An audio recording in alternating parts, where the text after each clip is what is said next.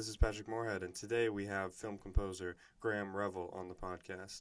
Graeme has composed for such films as The Crow, The Saint, and of course the movie Blow, starring Johnny Depp. He first came known as frontman of the band SPK, who have made such popular and influential industrial records such as Like and Try and Information Overload Unit, that being their debut record. I just want to say thanks to all my Patreon supporters, and if you want to be a patron, please look at the link down below. And of course, last but not least, go listen to Schism. Enjoy. Graeme Revell, thanks for coming on the podcast. It's great to have you on.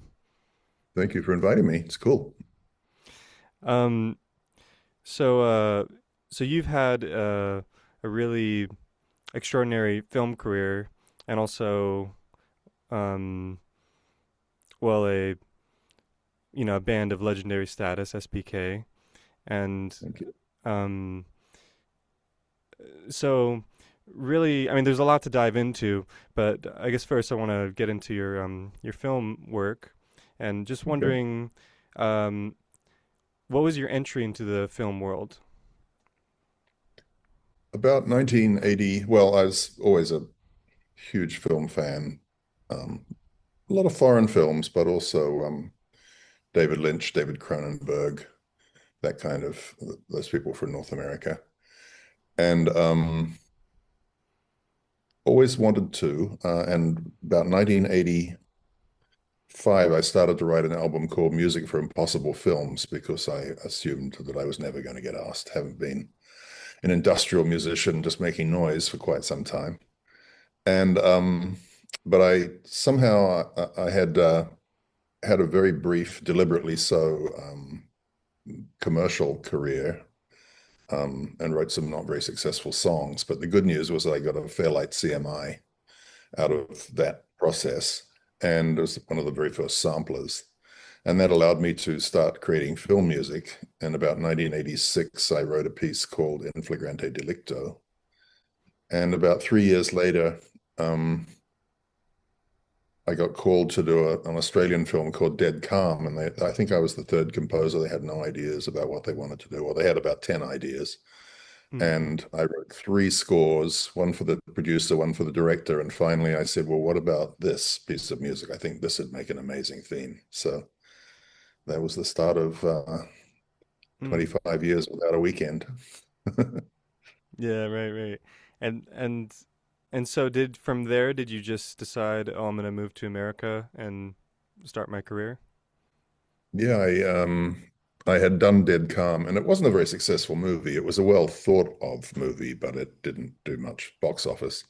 Mm. But fortunately, a young budding agent called Richard Kraft saw it, and I think he only had Danny Elfman and Jerry Goldsmith as his clients. Oh wow. So when he called me in the middle of the night and said, "I want to represent you," I just didn't really believe. I'm sitting in Australia at 3 in the morning, and this guy says, "I want to be your agent." So I really didn't believe it to begin with, but those were good names. Mm. So I thought, well, I'll go and meet him anyway, and it turned out to be real. Wow. Yeah, that's Yeah. incredible. Then he wanted me to move to LA straight away because there was so much work. It was Mm. impossible to keep going back and forth to Australia. Mm, mm. Yeah, yeah. Um, yeah, did it just happen like that? Did he just called you from just seeing that one movie of yours? Yeah. Called me in the middle of the night. I mean, I was very lucky that, it's notoriously difficult to get an agent, but Right, right. was starting up a shop. So I was just the right place at the right time. Wow. And I think he's a clever guy. He immediately saw that here was something really different that might actually change film scoring. And I remember Mm. talking to people from Disney and I think Warner Brothers, and I didn't really quite understand what they were saying, but they did say to me that you've actually begun a whole new style of film scoring. So Mm. I was lucky that turned out to be true. Yeah, yeah.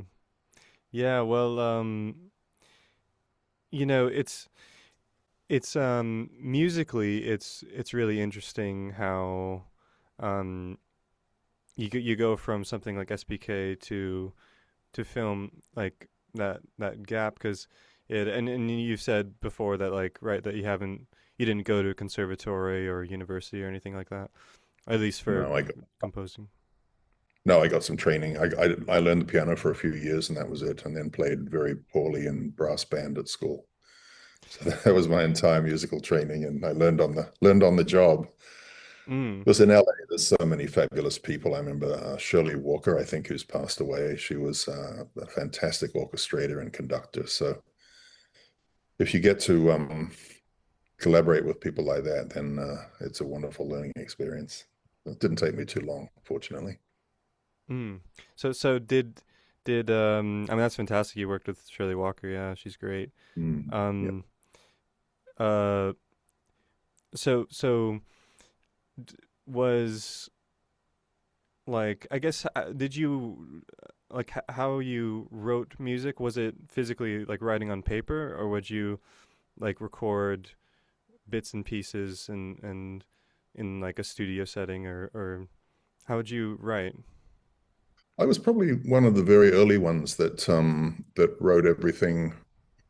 Let's say, of course, there were synthesizer people before me, like Giorgio Moroder and people like that. But Mm. I was one of the first that was able to sort of sketch out everything on computers, though the sound quality was appallingly bad and the computer was 1 megabyte. I mean, so there wasn't a lot you could do. I remember thinking one day, 1 megabyte, how would anybody ever need any more? And so I had to do that. For example, my first big job in the USA was Child's Play 2, and they wanted a big orchestral thing. I pitched a big orchestral thing. They asked me if I'd ever worked with a 100-piece orchestra before, and I lied, and I said, sure, I have. And so I sketched out the entire opening um, of the movie. It's about 7 minutes, I think. And it sounded okay on my keyboards and synths and so on. Hmm. But I remember when I got there, the first pass through was just so bad. And I immediately thought that it was my music was so bad Oh. and that it was impossible for the orchestra to play. But fortunately, because it's fairly complicated, aleatoric elements and so on. And fortunately, they said, okay, let's do that one again. It was almost perfect the second time because LA orchestras are amazing.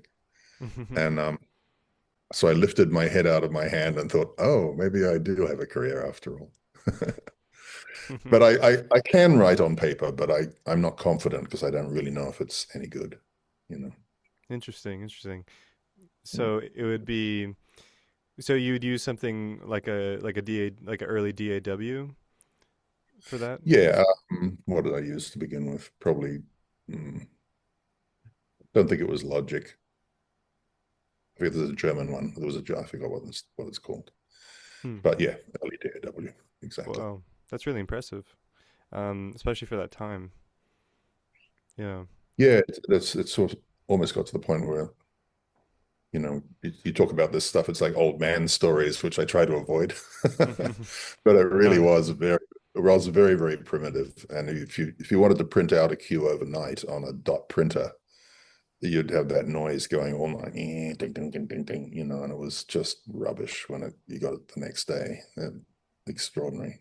So the Mm. orchestrators, Tim Simonek was my orchestrator for most of my career, and he was very, very clever, but partly his ability to look at these nonsense printouts and actually make sense of them was amazing. Mm-mm. Yeah, yeah. Wow. So working would you I guess like yeah, working on a cue, would you try to maybe like sketch out the whole thing like in terms of like a say it's a fairly large orchestra, you sketch for every instrument and the orchestrator just comes in to clean it up a bit and things like that? I would say it evolved over time. I think probably early on I was more reliant on the orchestrator than I ended up being a few years later. By the mid 90s, I was getting reasonably good at it, I think. Never to the point of like writing what the third clarinet was playing or anything like that. That was filled in by orchestrators for sure. Mm-mm. Um, as far as sketching a cue goes, I worked with um, Dick Bernstein, music editor, from the beginning, and he had just invented the first click computer. Mm. He was using a big computer box just to make clicks. And he had the idea, we did it on Child's Play, that he was going to look at the cue and he was going to write the rhythm track.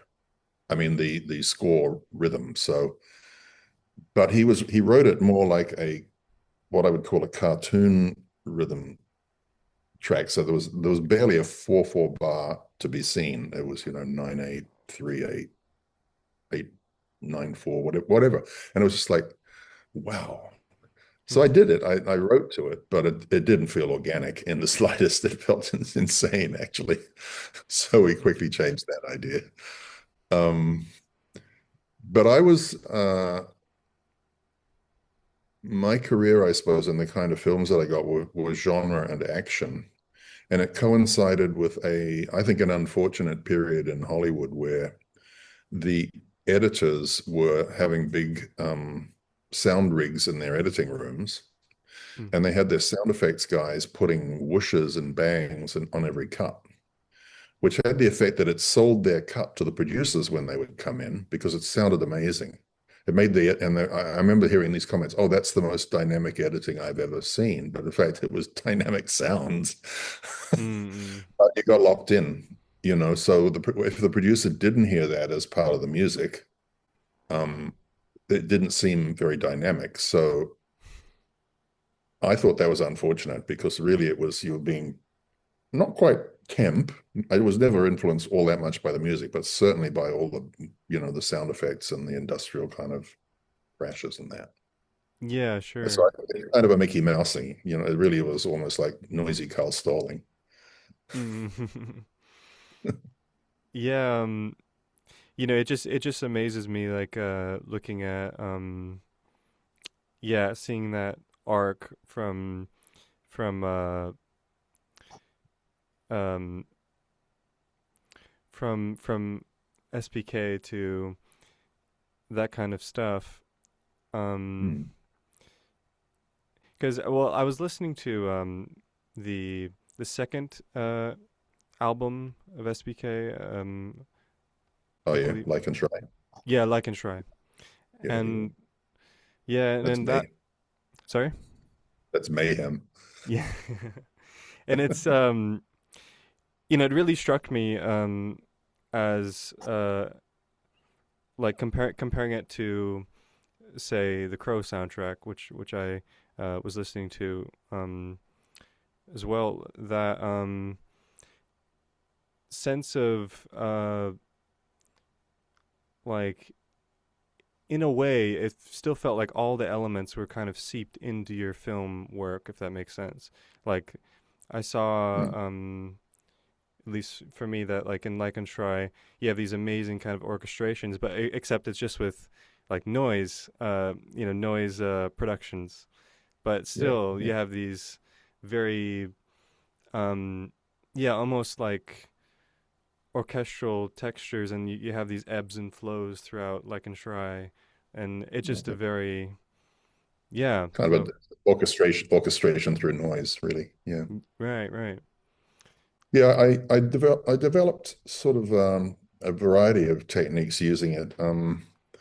Sometimes very, very subtle. I found that, for example, even to have strange noises in a dialogue heavy drama was quite useful, especially if there was lying or some sort of strange emotions going on, that if you put these sort of filtered sounds in behind what was normal music, it you could either reinforce what was being said, or you could build in a red herring for what was being said, but you could certainly build in a degree of uncertainty, which is always quite useful in Mm. films. What's going to happen next? That's what we want. That's what a film should be. Um, and so even in the very subtle way, was quite interesting to do it. And Hmm. then now, of course, if you look on Netflix now, it's like I'd say a good half the scores are kind of noise-based, sound-based, with Right. not much music. But taking The Crow, for example, when I was hired for it, I was, well, right from Dead Calm, in fact. So I'll tell that story. Might be interesting to readers or listeners. Um, George Miller, the producer, who's an amazing director as well, Hmm. Mad Max and Happy Feet and so many things. He wanted a score like Wagner's Tannhäuser. And Philip Noyce wanted an electronic score. So I actually wrote both. Um, and Hmm.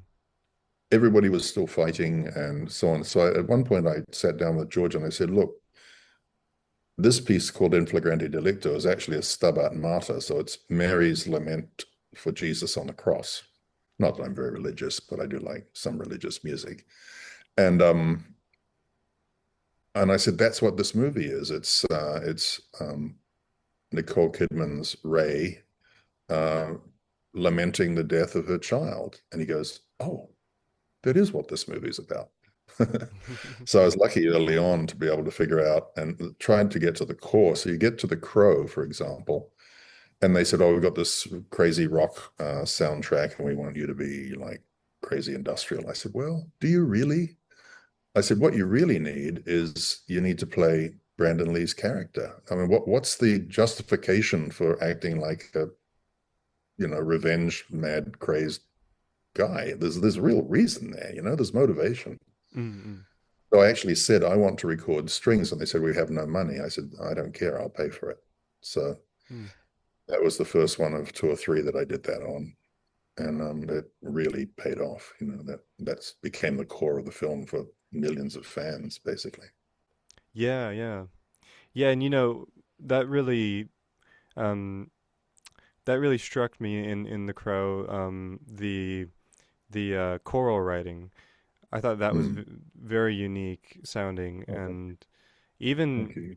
even since then, even I feel like even from if you compare it to films now, that like um that had a you had a character to to the way you wrote. So Oh, thank you.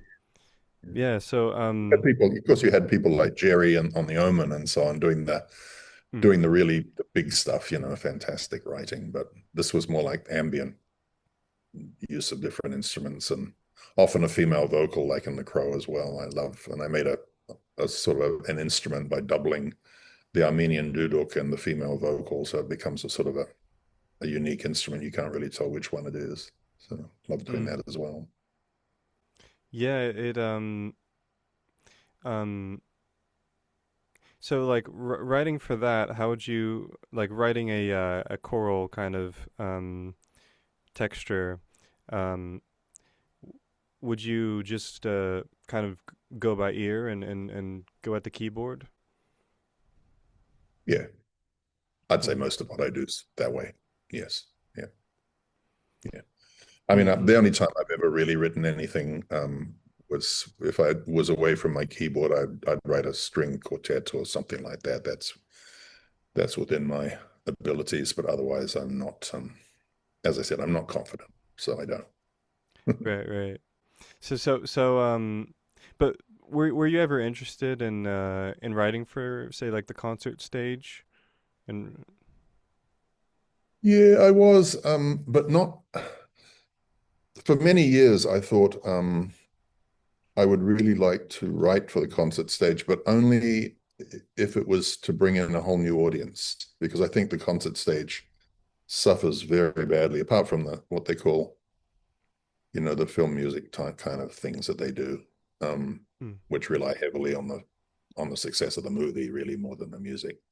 Um, the I didn't want to write music for old people, that's and as it went on, it seemed that this was never going to happen, to be honest. Like young people don't go and see modern music, really. mm, Um, we'll see. Lately, I've just started writing again after a while off, and it's well, an incredible mixture, but really, really dramatic orchestra, but with incredibly heavy electronics and Mm. all sorts of crazy percussion and so on. So, I mean, that might cross over. We'll see. We'll see. Yeah, yeah, But that's I'll have to get known for it and then get invited. We'll see what happens.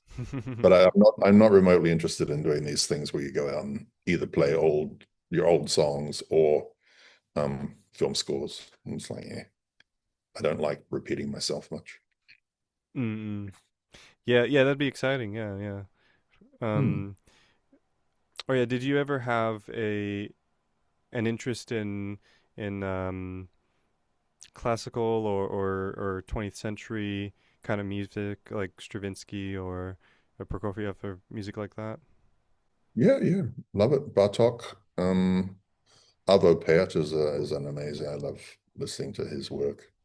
Mm. Um, I'm thinking also, Which there's which so many. mm, Hmm? which he's another composer, Arvo Part. I feel like that's been abused and obliterated in the film music in the film world. Yes, exactly. Often oft copied. That's right. Yes. There's a couple of quite well-known composers going around that just basically doing Arvo Pärt's work. But that's okay. Harry Partch I really liked as well. I don't know if you know him. Oh yeah. He was a American hobo, he used to ride the trains, but he used to make instruments, which are so beautiful. And one or two of the percussionists had them, so I used them on mostly on horror movies with all that microtonal keys and cloud bowls and stuff like that. So yeah, it wasn't just the big names. It was um, Goretzky is wonderful as well. Mm. Though I did write I did a for George Miller again. I did a mini series starring Nicole Kidman early on, and there was a very long sequence where she's being brought out of a jail cell to a hanging to the hanging chamber. It's probably about 8 minutes really, Mm. and George had been overseas and he'd just come back and I played this piece to him and he was asleep, he was snoring. And it was very influenced by Gretzky's third. Mm. And I said, George, and he goes, oh. And I said, how's that? He goes, that's the most boring piece of music I've ever heard. So that one didn't go down too well. And Ligeti as well, amazing. So yes, Mm. so many influences. You can't help but be influenced, can you? No, yeah, yeah, totally. Early futurists, of course, if you want to go back to noise, I mean, there's not much recorded stuff around, but we know they did it, so obviously influenced. Mm. Mm. Like reading the I forget what it was called, but yeah, that noise futurist manifesto. Yeah, yeah, yeah, Yeah, yeah. exactly. Luigi Russolo was the main name. Right, right, right. Um, This is actually something that mm, I mean, you're touching on something. I don't know if you're going to get onto it later, but I've been working in AI now for about 6 years, since 2020, where I mm, was a red team member on GPT-2. And the and so I use it a lot, and I use it in a very complex way. So I'm not just banging an idea in and getting a result. I really work hard for a month or more on something, taking little bits and rearrange, et cetera, just ideas. And mm, this argument that somehow we're stealing other people's music. I defy anybody to say where my piece of music is influenced by. And B, that we're all influenced by all these. That's what we do. We have a database that we have that we love and we pay homage to. And quite often people plagiarize. And so honestly, I really don't feel there's any difference going on here. mm, Um, I really don't. In fact, as for me, AI allows me to have a much broader perspective than I probably would because its database is infinite and mine's finite, you know. So mm. Um, yeah, so when you're working with that, um, mm. is it uh is it like you're Yeah, what's it like when you're working with AI? Is it more like you come up with uh, a large amount of information that you plug into it, or? Yeah, well, often I've sketched a little melody idea or something on my rig, and I'll put it in to one of the AI programs, and then I'll say, okay, um, orchestrate that, but I have to tell it in fairly voluminous paragraph what sort of orchestration I want. Otherwise, it'll give me a pretty straightforward one. Hmm. Um, I'll do that, and then I'll say, okay, try a rhythm we're using such and such a instrument or something like that, and then I'll write lyrics and put those in and try to get it to do a slightly original voice. Often it doesn't, but and then essentially, I might generate something like 10 to 15 versions of that, and then I'll start looking at it and essentially orchestrating it and say, okay, well, I'll take this a little bit from here and I'll put that there, and so on. So it's kind of Hmm. yeah, it's a whole new process really, and I think it's valid. I've sort of been fairly early on. I was definitely sure one of the first rhythm machine users. That was going to be the end of drummers, apparently, which it wasn't. And then the sampler was going to be the end of every orchestral player, and it wasn't. And AI is going to be the end of every writer, and it isn't. So, but you do have to take a lot of criticism in the early moments. But I'm used to that, so I'd rather take that than just do something boring. Right, right. Yeah, did you see any of that TV show? I think it's a TV show or I forget if it's a TV show or a movie, but that Darren Aronofsky did, where it's like Oh a no, I didn't see it. No.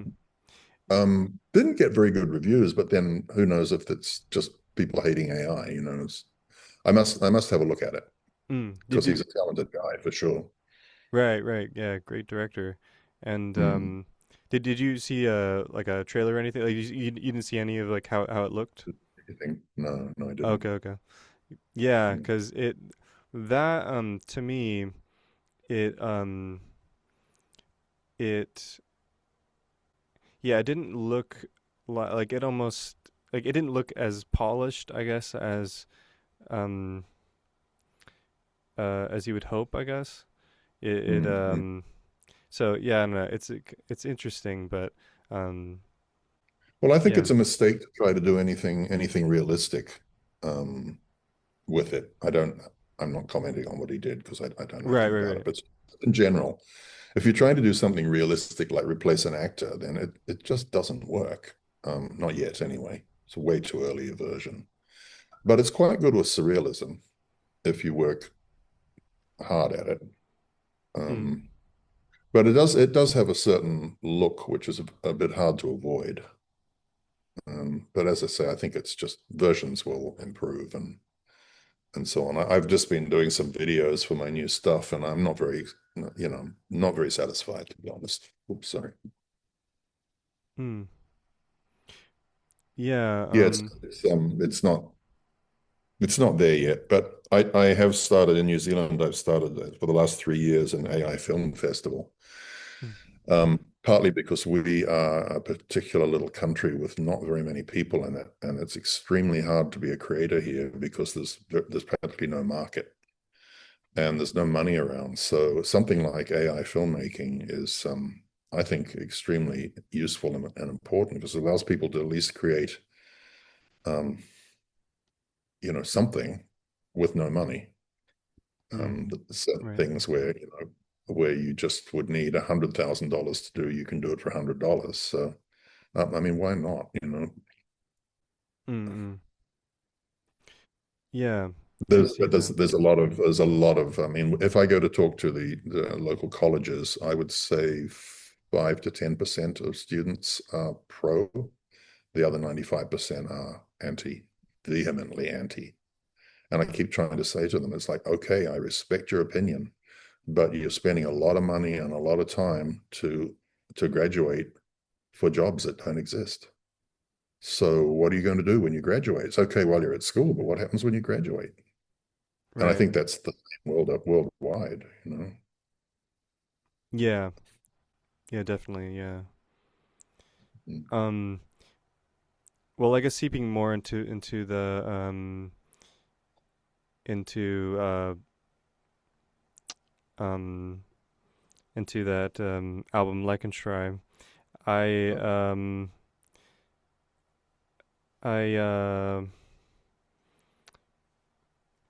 yeah, one thing I was um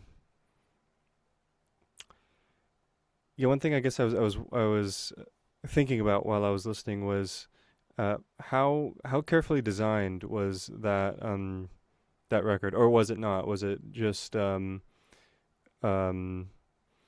like fly at the seat of your pants kind of thing, or no, it was very carefully? designed.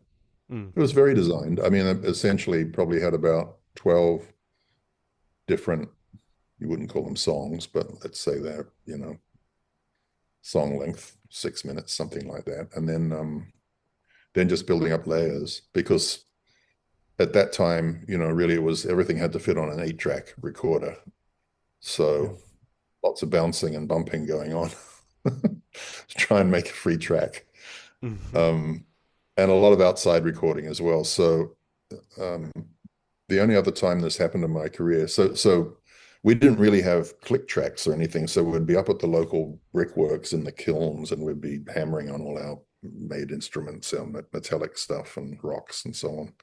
But we didn't have a tempo map, so somehow we had to bring it back. That's why it sounds kind of anarchic, is that one tempo and the other tempo don't actually mix really. But with a bit of sliding and so on, you can make a 5-on-4 or a 7-on-3 or something, something comes of it. And the only other time this happened was when I was working on Strange Days when we were recording in Capitol Studios, and Capitol is this fairly small studio, so you have to divide. It's better to divide the noisy instruments, the brass and the percussion, on in one B, I guess, and then the strings and the woodwinds were in A. And somehow the mixer lost all the tracks that were in B, Mm, or lost some of them, so all the horns disappeared. And Catherine Bigelow was apoplectic about this, but we'd run out of time. And she was mm, jumping up and down, screaming, "I want my horns back." It's like, well, mm, you know.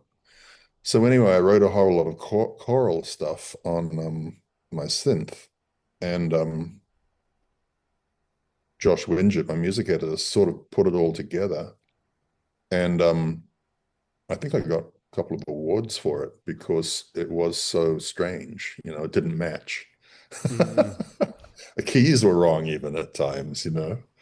And but it's fantastic because for my style of music, that's a win. It's like, yes, that's so weird because I probably wouldn't have written it.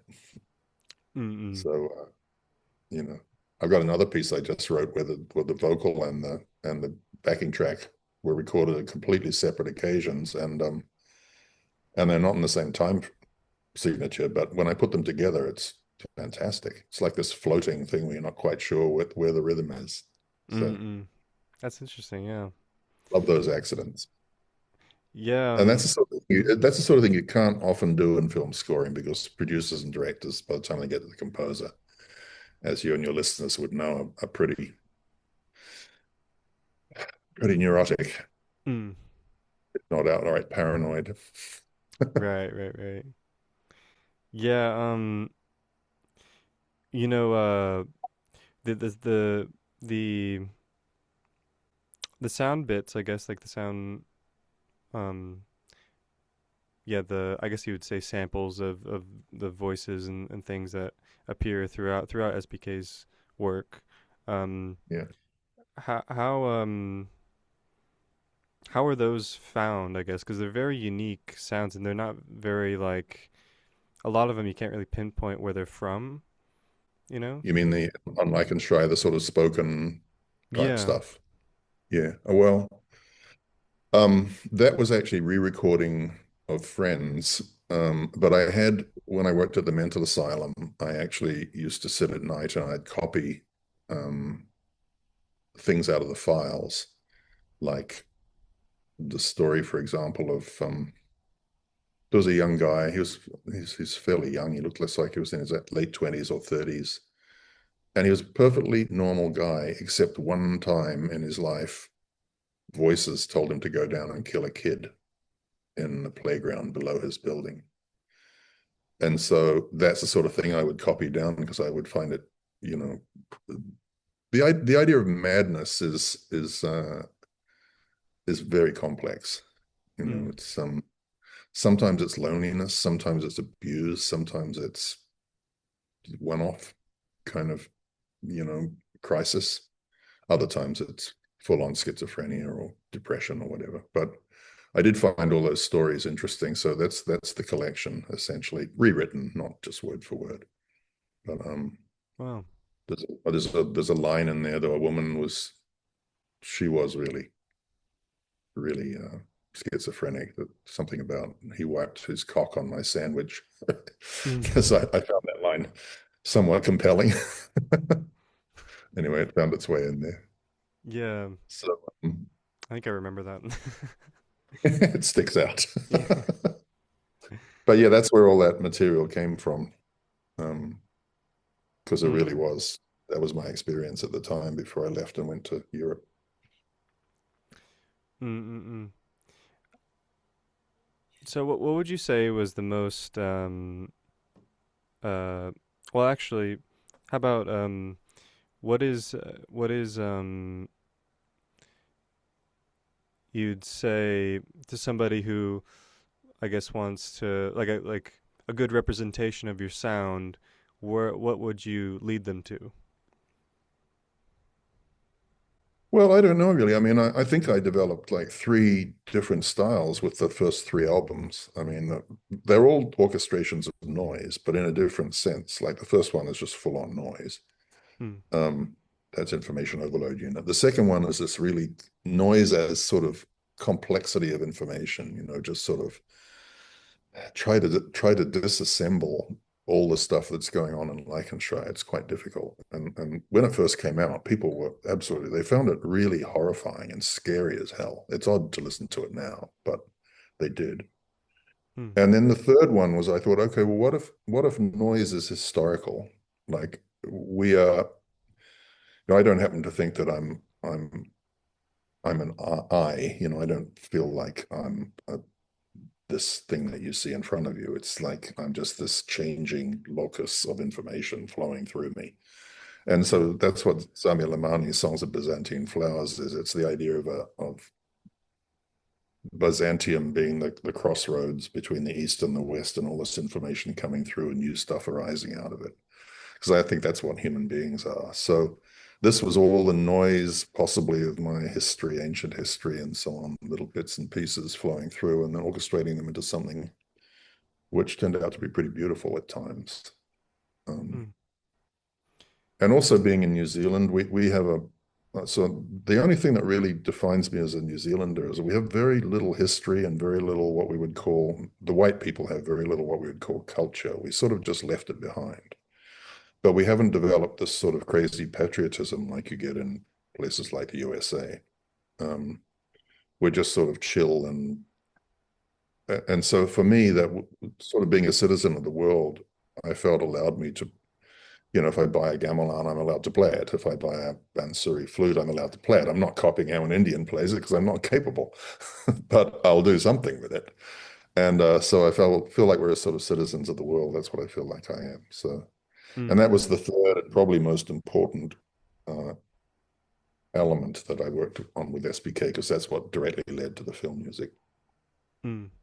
Yeah, yeah, Because it's still, as you said, it's still got shadows of the industrial, the railway yard, and all that kind of thing going on in there as well. You know. yeah, right. Yeah, what Mm. about your film work? I guess what would you say if it's possible, I guess like represents like who you are or something like that. I would say The Crow is probably the obvious one, Mm. um, because it's dark and has all these noise elements in it, but it's also really emotional, and I think that's so. I actually think noise is emotional, and it has to be emotional. Otherwise, It's fight or flight. You know, we know what noises are. We have to know which ones are threatening. And that's what emotions are. Emotions are just a heuristic, which is a shortcut to making a decision with not enough information. Mm-mm. And that's what noise is. We have to be able to decode it. So I think noise is emotion and narrative. It's so many things, and most people just see it as a wall of white. It's not that at all. Right, And, right. and and my work, I suppose, was a bit of a challenge, really. When I didn't coin the term information overload unit. It had been used once before, but it was the sort of idea that the obvious one is like, oh, well, there's going to be too much information and we're going to be in trouble, right? But my way of looking at it was, yes, there's too much information, but let's really play with it, because if we get good at decoding it, it's going to be a survival advantage to us. And I think you can tell from the experience of the last 20 years, there's two types of people out there. There's people who just cannot handle it and they become conservative and alt-right and so on and so forth. They're very fearful people. And there's others who are up for a challenge of shades of gray. Mm. And that's sort of, it's dividing the world big time. Mm-mm. Yeah. Um,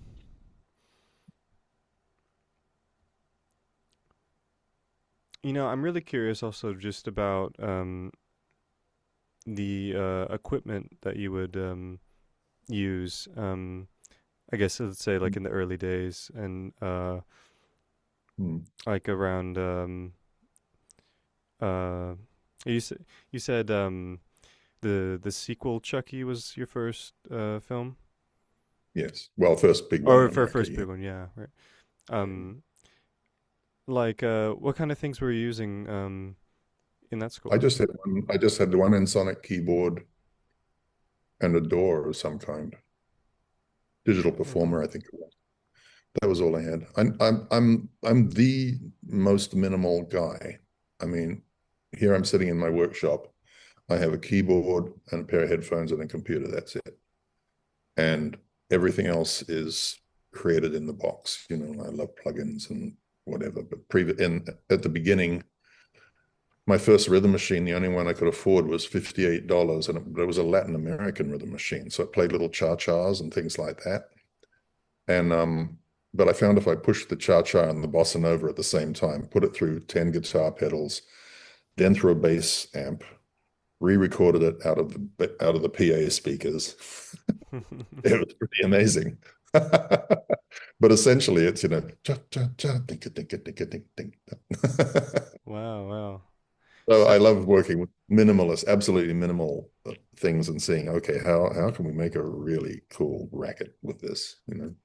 mm, And I see these people have rooms full of every synthesizer that was ever invented, and some people are really good with that stuff, but so many people I see with their little, things, and they've got this room, and they've basically got something about as big as the original Moog in the room, and then you turn on the microphone and you hear doomch, doomch, doomch. You go, yeah, yeah, right, right. what? Yeah, Yes, I'm that's the opposite. I'm the opposite. People say, oh, we want to come and look at your studio. And I go, no, you don't. yeah, This is my studio. By the way, I have 200 tons of native oh timber. wow. um yeah, yeah, with I mean even in I guess like in uh like yeah, early SBK, like so you wouldn't use synthesizers or anything like that. It was mainly the things like that, like like sound experiments that Oh, I had one. The first synthesizer I had was, I was very fortunate. My friend's brother had an EMS AKS. It was the synthesizer that they did the TARDIS sound from the original Doctor Who. oh, okay. And he had been to England and brought one back, but he wasn't really using it. He was more of a jazz rock guy, so he had his Moog and he would just play that. So he Hmm. just said, "Do you want to borrow this?" And so I did for about a year and a half. but I deliberately, it had a keyboard that you could plug into the suitcase, but I deliberately did not use the keyboard ever. So Mm-mm. um, that was kind of my commitment to just using the oscillators and the effects and all that kind of stuff. But that really was the defining, made me positive that I could make at least a horrific noise that punks would like. You know, sorry, kind of jumping back to your film career. Um, Mm. with um, I have to ask about Freddy versus Jason, just because I'm Oh, a yeah. fan of that series, of the Freddy Krueger series. That Yeah. yeah, what was that like working on that film? Because there's so many motifs that are kind of at your disposal. Yeah, well, I didn't. I guess I gave a little nod to the noise one, um, but generally I didn't. Um, Ronnie Yu didn't really want to retread the stuff from the earlier series, so we just Mm, went for it. It was a lot of fun working with Ronnie, but I don't remember much about the film apart from that, to be honest. It was a period I was just working so hard, and I think a bunch of movies collided at the same time. And mm, so mm. at certain points, there's times I don't really remember very well. Yeah, I yeah. always try I always tried to do too much myself, and I think it was Mm, only after that that I started to go out to people like Paul Hasslinger and David E. Russo, who are just sort of allowed me to sleep finally after 10 years. So, mm, mm. Yeah, it is a lot of films in a short amount of time. That's for sure. mm, yeah. Um, yeah, was there a film that you would say was like surprisingly easy to do? Well, musically, yes. I mean, I thought Blow was a really lovely movie to work on, fantastically directed and even better acted. Mm, And you sort of choose to essentially just write two themes, really, and a guitar theme and a piano strings theme. Um, I won't name any names, but it was made a lot more difficult than it should have been, put it that way, um, mm. by a couple of people in the chain. But musically, yeah, I mean, that was just such a nice result, I thought. Yeah. Um, Yeah. and I didn't get too many of those opportunities, sadly. I was always having to make action things move. So Right. yeah, I'm quite proud of that one. Yeah, it's a great movie. Yeah. And I think also The Saint. I think The Saint was Mm, interesting as well. That was sort of a John Barry homage. Um, and yeah, it's quite pretty to write in a sort of a 60s style. I really enjoyed that one. mm. Yeah, yeah. Another fantastic one. Mm. With when when you first see a film, what kind of goes through your mind when you're trying to put music to it? Well, I immediately I hear the whole palette. I don't necessarily hear the melodies, but I pretty much hear the whole soundtrack that when I see something. Mm, Um, so I would not sure if it's one of those what do they call it, synesthesia things. It's almost like that, but I'm not like hearing colors or that kind of the classical thing. I'm just like I'm hearing mm, what I'm seeing. So it's not too hard for me at all. And I even get that from, I think the reason I was so successful getting jobs is because I would actually go for a meeting and I'd tell them how the entire score would go, who had what instrument, da da da da. Da. mm. So like they'd be sitting there going, "Oh, okay, he's thought about this." Wow, I yeah. think it, I think it probably defines quite a lot of the top composers actually probably have this ability, where they really hear something pretty quickly. Mm, mm. Yeah. Yeah, did you um Did you ever? Sorry, since you mentioned your manager, I'm just wondering, did you ever get the chance to meet either Danny Elfman or Jerry Goldsmith? Sure, yeah, yeah. I was. Richard invited me along to meet them early on, and Mm. met Danny while he was doing the Simpsons theme in the studio, and I met Jerry when he was recording. Oh my gosh, what's that one? His comeback film with the little creatures with that Oh, don't like water. Gremlins. Gremlins. Mm. Yeah, yeah. Was it number two? I don't know if it was number one, but yeah, that was a great experience. He's probably he and Morricone are my two favorites of that era. Mm. Brilliant. Mm. So that was a thrill. Never met Morricone, but I wouldn't have known what to say anyway. Yeah, right, right. I don't think he I'd spoke probably English. he pretended not to. Yes. Apparently when it was convenient. I love it, but he would he'd drag everybody off to Rome, and the story goes is that he if they wanted a love theme, he would love theme number A, dun, dun, dun, dun, dun, dun. Love theme B, da, da, da. Which one? And it was like there was no other choice. It was either that A or B. What a way to keep filmmakers under control. Yeah, right, right. Because I think, I mean, part of the problem with filmmaking is people's anxiety, I think, with music. There's some directors are very comfortable with it, but I worked with a lot of first-time directors, and they're very anxious about the whole process. So the Mm. fact that I came up at the time when it was possible to mock everything up in great detail was extremely helpful.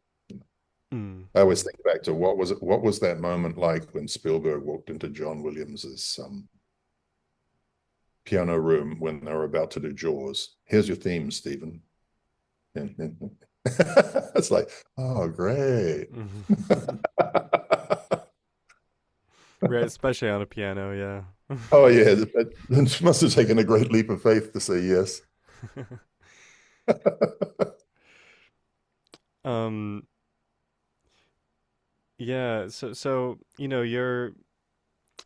it's so interesting to me how you kind of jump from uh doing a certain kind of music and then jumping into film music and kind of Mm. just automatically you're as far as musically, stylistically, you're kind of successful. Like your music sounds, it doesn't sound amateur. And so Oh, I'm yeah, I'm curious. Like, did that it just click like that for you, or was there some early experiments? no, just clicked. I Wow. guess, there's a sense of how to that fusion comes naturally to me, whereas it's a very odd combination of things. And in most people, unless I had done it, I don't know that it would have been that easy for anybody else to do it. Maybe it would have been, but um, it's just everything sounds like part of the world to me. And I think back years after I did Dead Calm, I thought like, where did that come from? Because it was basically chains and industrial things. It was two opera singers. It was African drumming, some choir, sort of Russian choir, and my breathing. But with the exception of my breathing, all those elements were a Sunday afternoon for me around the dinner table because my father only had one record, which he got free with the record player when he bought it, and it was African drumming. Mm. My mother was an opera singer. We lived around the corner from a church where you could hear the singing all the time, and we lived not far from a railway yard. So that was the soundtrack of my life. Just a really odd thing that it all went together. None of those things were playing at the same time, but they were all obviously somewhere deep in my tortured little Mm. psyche. So yeah, and then when you just throw other things in there, I don't know, just seemed natural. Mm. Yeah. Well, But the main thing though is this sense that when I first went to Hollywood, 1990, there was everything was being recorded onto 2-inch tape, and the mixing stages were a fight Mm. because the only way of getting any kind of spread and surround was through Dolby, which was basically just a phase shift at that time. And there was a huge fight between dialogue, sound effects, and music. And I came in and I said, well, look, if you just do Foley, the sound effects people, if you basically do anything you see, you do, right? And Mm. anything else to do with character or mood or so on, I'm going to do. And so there was no fight, because, and that's why I think I worked every day for that 25 years, because everybody had this experience where, oh my God, suddenly it's smooth and we don't have to keep dropping this because it's fighting with that. Mm. So that's my appreciation of noise and its emotional impact was, you know, kind of new, I suppose. And Mm. that's why I didn't have any trouble making the crossover. At times I possibly, everything to me is a challenge. So if I got a film where, like for Hand That Rocks the Cradle, for example, is completely different. That's very straightforward orchestral score Mm. with some nods to Gilbert and Sullivan, which Curtis wanted to do. And so yeah, at times I just did that. But I don't think that's not very original. It's certainly not original. That's just is what it is, a soundtrack. But then on something like The Craft, I think I did a whole other thing, which was they didn't have any money for orchestra, but I decided that I could probably, with samples and created stuff, sort of concoct some kind of orchestra. Mm. And if you're not trying, if it's a surrealist orchestra, then it can work. And I found an old piano on the side of the street and just the frame somebody had thrown it out. I brought that home and I started to bow it with you take the horsehair off a violin bow and use that in the strings and all John Cage kind of prepared stuff Mm. and you just use what you can get. I mean, there was a melody, one of the few, about 6 keys worked, and if you played them in the right order, there was a nice little motif you could get out of it, and et cetera, et cetera. Yeah. Good fun, all good fun. Yeah, And well, then I think I oh, introduced Indian. I think I introduced that was the other aspect I think probably I was most important about my career is until I did it, I'm pretty sure that the only time anybody used world music was when you saw either location or character. So if you wanted to use Armenian music, you had to be in Armenia, you know. Whereas yeah. I just loved the instruments and then started to apply them to fantasy and sci-fi. uh, and Mm. got to work with some of the greatest players in the world. My God, there are so many beautiful players. Yeah, yeah. Well, I wish we could have more time, but I don't want to keep you. So, Well, thank you. hopefully I can have you on again at some point. This was, I think, a Yeah, well, let's see how the new music goes. I think it's actually quite very applicable to film and music and video games. So I might be thinking about starting up again. mm, that's exciting. Well, Yeah, thank you, Graeme Revell. It was really a pleasure to talk to you, and um, really, uh, really just a pleasure, for me. thank you very much, Patrick. All We'll right, see I'll you see again. you. Thanks. Bye.